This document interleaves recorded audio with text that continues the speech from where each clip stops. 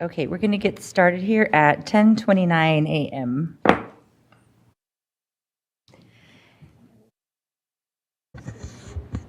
So I think the first thing up was our minute.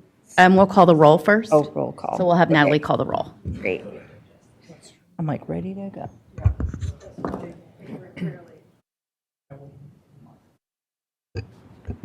Danielle Munoz, Present. Tanya Fairley, Present. Kelly Funk, Present. Jacob Rostovsky, he's absent. Steve Weeks. We have a quorum.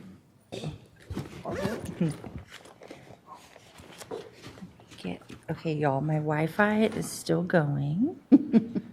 So let me go to this. All right.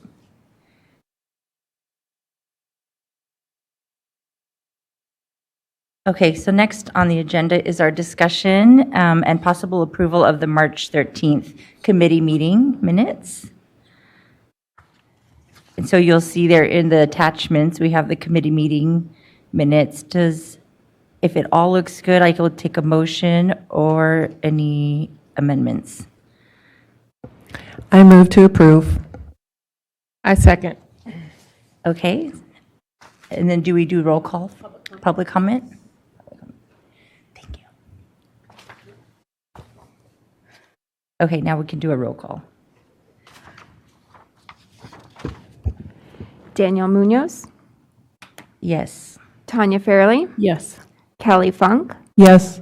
Steve Weeks. Yes. Motion passes. Great, thank you. Okay, so the next on the agenda is the discussion and possible recommendations regarding criteria for citing practice of medicine.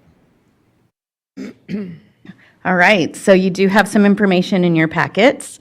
This is kind of started with the discussion on the increase of the cryotherapy or the body slimming that's been happening. So we've started taking a look at what we are doing to cite the practice of medicine. As you all know, we have a statute that says this chapter confers no authority to practice medicine or surgery.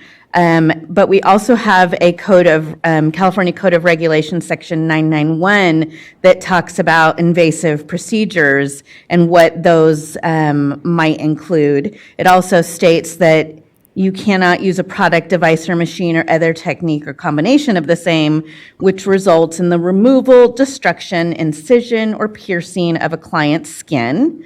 That should be also considered an invasive procedure. And invasive procedures include application of electricity, which visibly contracts the muscle. That there alone covers all of the body slimming. It also talks about application of topical lotions, creams, serums, or other substances which require a medical license to purchase. Penetration of the skin by any needles except for electrolysis needles. Abrasion and or exfoliation of the skin below the epidermal layers, and removal of the skin by any means of a razor edge tool, which or similar device, and that's really focusing on credo blades, which is where they remove calluses from during a pedicure. So we are providing an update with what we've done. We did hold a meeting with other boards within the Department of Consumer Affairs. It consisted of executive officers from the Medical Board, the Osteopathic Medical Board, the California Board of Registered Nursing, the Dental Board of California, Physicians Assistant Board, the Department of Consumer Affairs Executive Office, as well as the Department of Consumer Affairs Division of Investigation. And so during this meeting, we talked about all the machines that we are finding and citing. We are going to have a follow-up meeting. The meeting was very, very good opener to trying to bridge some of these gaps between what we're seeing in our salons and what should potentially be under these other entities. We will be meeting again and talking about very specific machines. We're going to go into some of the actual modalities that some of these machines perform and get their input on these specific machines as well. So there's no action needed from this committee at this time. We'll have more of an update at our next meeting. I wanted to mention that we have, we understand, as you all know who have sat on DRC, that the body slimming is growing. in the industry, and it is also really being targeted to licensees from the manufacturers, and licensees are really being misled. And so we recognize that. We're trying to educate the licensees on a first offense, and then we will do a follow-up inspection. If they're continuing to do that service, that is when they will get cited. So as those cycle through, DRC will start to see those. If a licensee does appeal, they'll start to see those more at a later time where the licensee has been educated by the inspector, educated by the cite and fine staff, and they're still continuing to do this process. So hopefully we get that education out. We're going to increase some of our notifications back out to some of our licensees that are doing that to keep reminding them that this service is out of their scope. Chrissy, I have a question. In this meeting, or did it come up of how the medical board or the other boards will also get the information out that this is their responsibility? Like you have to have particular licensing or anything like that to help? Yes, we've actually talked about making some joint statements, so that's something that we'll be working on as well. Is the Board of Cosmetology leading the charge with all those other boards? Yes. Awesome. And is the warning, is that new? The fact that they get a warning first before It the is. fine? It Okay, is. fantastic. Because I know it's $1,000. It is Otherwise, $1,000. yeah, okay. It's $1,000, and there's a lot of people that have been very misled. We were at the Face and Body trade show here in Sacramento, and it's being marketed to estheticians while we're there. Luckily, people who go, most people that go to the shows, really want to do the right thing, so they come right over to us and ask us if they can do it, and we tell them no. So, but I mean, we have manufacturers that are flat out telling. The biggest thing is people are saying it's not invasive, and they think that by saying non-invasive makes it okay, which really has nothing to do with it.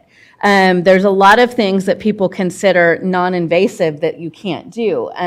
Fibroblast is one of the most common things that people say it's non-invasive because it doesn't penetrate the skin. Well, it burns a little spot on your skin, so you can't do that. You can't, no bruising, no blood, no. So To remove, it's like an anti-aging. Fibroblast is an electric arc that does these little spots of burns, usually under the eyes. It can be anywhere on the face, but we've seen it under the eyes where they do these little burns. They're not actually touching the skin, so people think that it's non-invasive, so we're trying to combat that term non-invasive because that's just one piece of a violation, is something being invasive. It can still be non-invasive and not within your scope of practice. We talked earlier about our new scope cards that we've created with our education committee. So we've developed new scope outreach to show really what you can do, what's in your scope, what's not in your scope. So we did that for each of our license types, which we hope we'll be getting more and more of those out as well. Those are fairly new. I have a question on California Code 991A. It says no licensees may use product device. And what we see in DRC a lot is that some of them have attachments.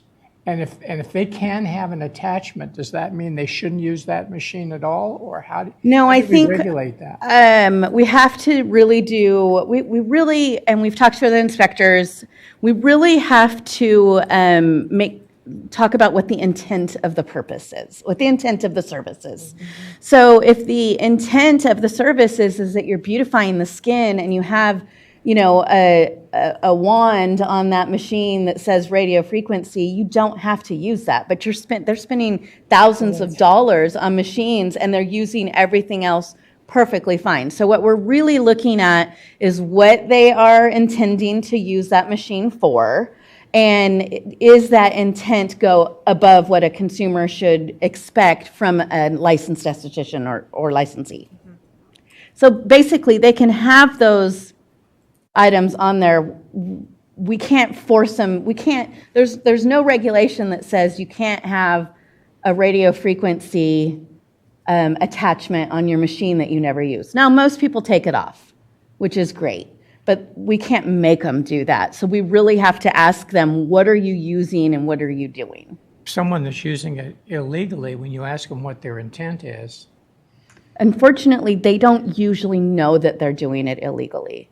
Because, for instance, you can't do radio frequency. Radio frequency is high heat. It's too high of a heat for our licensees to be able to use. The thing is a lot of those machines say radio frequency, and it's a marketing tool. It's not true radio frequency. So that's something else we have to look at. And that goes to what is that person expecting from the service. And it's an ethics issue. Exactly. there's just no way to make this not No. confusing, is there? I mean, it really is. It really is a chore. I think one of the things that I am glad about is that we are looking at how we are penalizing them for having this. Right. Because, first time offense, $1,000. There was almost like no leeway. And some of those, sitting on DRC as much as I have, you see the genuine, like, I really did Absolutely. not know, really did not understand. And then you have those who knew and thought they were going to fly under the radar. But I just hope that the other boards start sooner than later with how they're getting the information out to the general population with this, because these companies, again, they're charging, Right. cryotherapy. Their machine is $25,000 and they start with taking some of your profit, but yet their advertising is, we bring you the clients, we advertise for you. This is, you Exactly. can start making your money back in 30 days. So.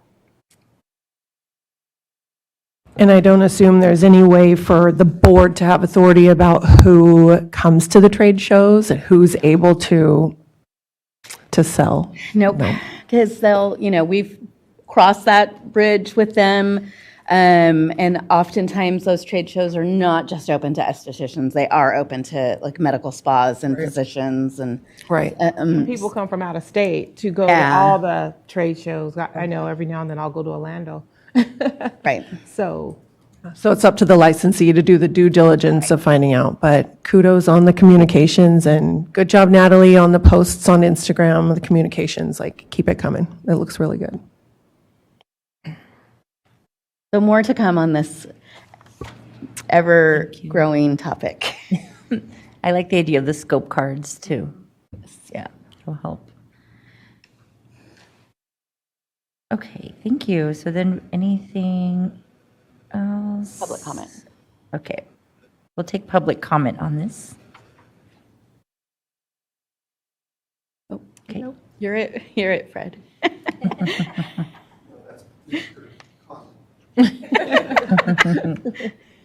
we've been doing good in public.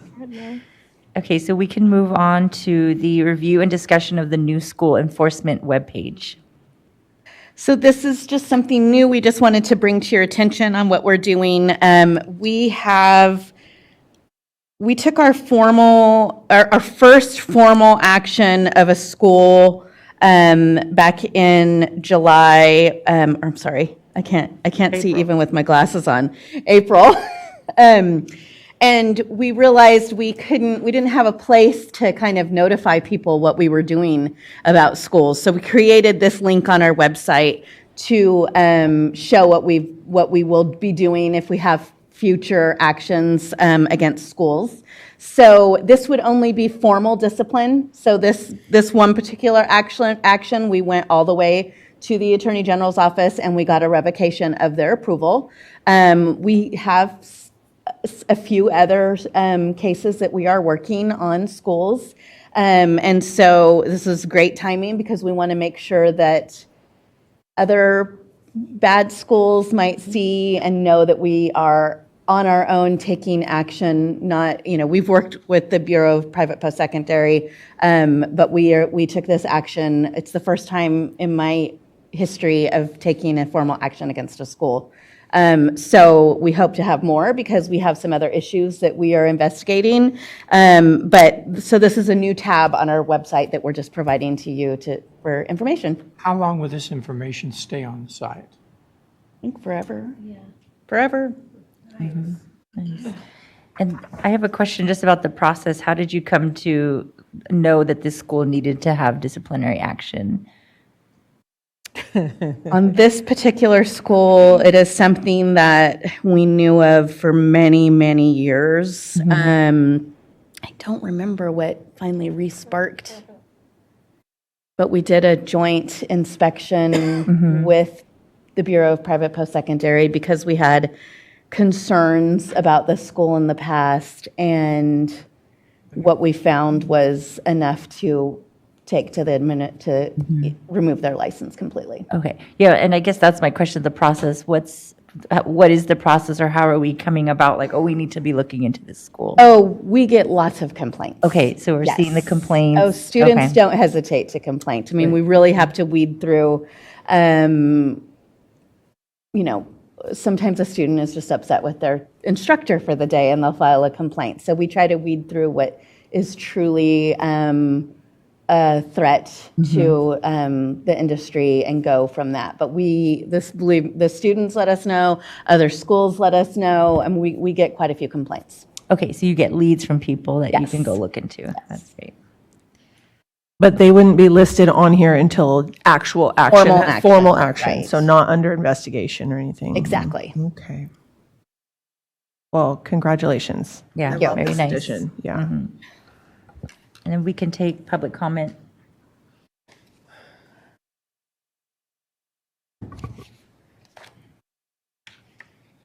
I heard my name. Public comment with the Professional Beauty Federation, also known as Fred Jones. Just 2 points. One is it's unfortunate that the Bureau of Private Post-Secondary doesn't do their job, to be blunt. Even though they have both the statutory scope and authority and, more critically, the resources to investigate and prosecute and go after these folks. Just a question, if I may, of Ms. Underwood. How much licensing fees do you receive from the schools? 0. Right. So your board staff are doing the work of BPPE without any funding attached to it. So that's point number one. And point number two, I think, is a pretty logical sequitur. That's why we believe this board should have sole regulatory and licensing oversight of our schools. Both for the good schools who are frankly burdened with a bunch of paperwork and requirements from BPPE who never really do anything with it anyway, except make their life hellish with paperwork. But also for the bad schools that just go years and decades with no accountability. And we believe this board, for a lot of reasons, but I would single out Ms. Underwood in particular, knows who the bad schools are, but needs the resources to do the necessary legwork to properly, legally put these people out of business.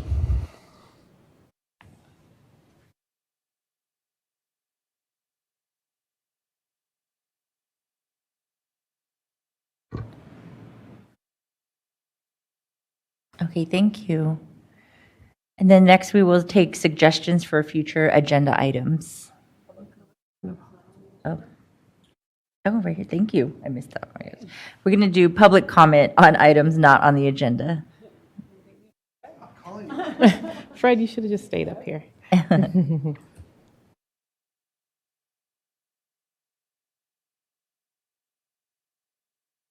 Okay, so suggestions for future agenda items.